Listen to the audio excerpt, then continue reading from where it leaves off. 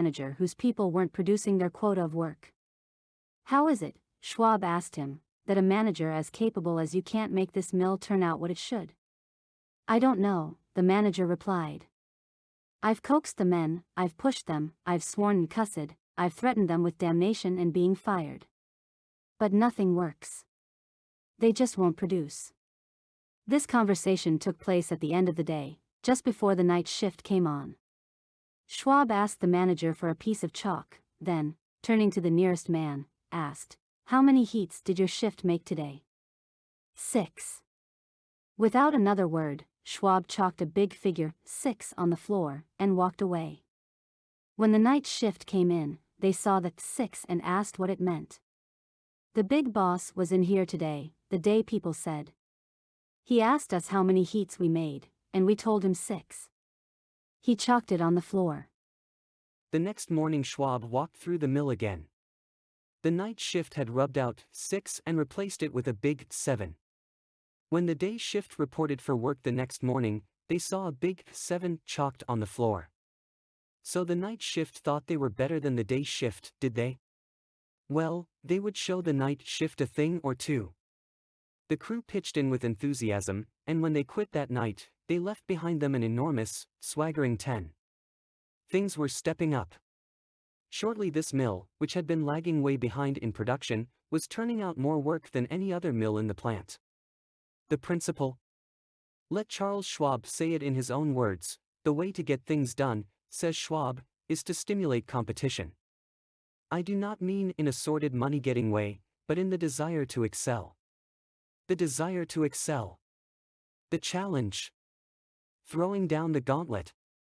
An infallible way of appealing to people of spirit." Without a challenge, Theodore Roosevelt would never have been President of the United States.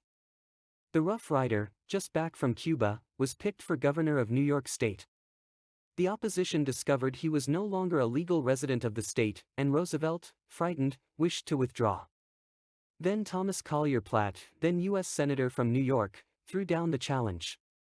Turning suddenly on Theodore Roosevelt, he cried in a ringing voice, "Is the hero of San Juan Hill a coward?" Roosevelt stayed in the fight, and the rest is history.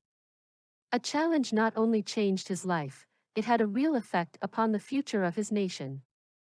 All men have fears, but the brave put down their fears and go forward, sometimes to death, but always to victory, was the motto of the King's Guard in ancient Greece.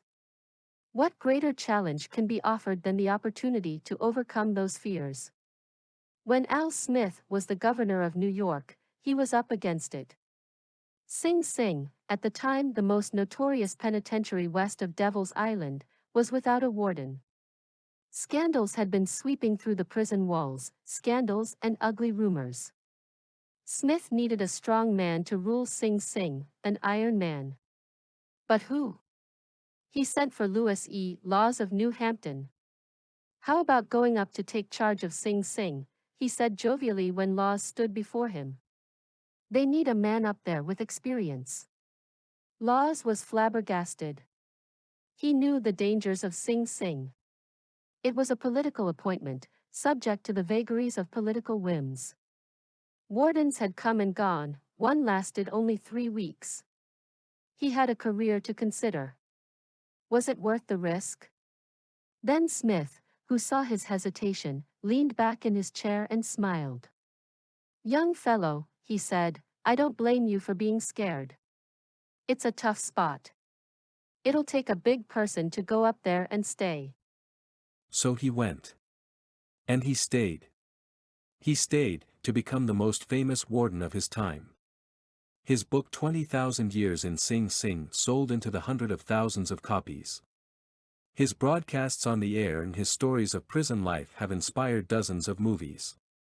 His humanizing of criminals wrought miracles in the way of prison reform.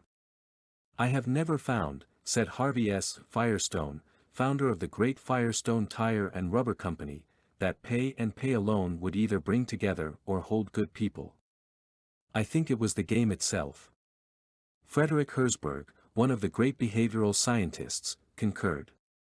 He studied in depth the work attitudes of thousands of people ranging from factory workers to senior executives. What do you think he found to be the most motivating factor, the one facet of the jobs that was most stimulating? Money? Good working conditions? Fringe benefits? No, not any of those. The one major factor that motivated people was the work itself. If the work was exciting and interesting, the worker looked forward to doing it and was motivated to do a good job. That is what every successful person loves, the game. The chance for self-expression.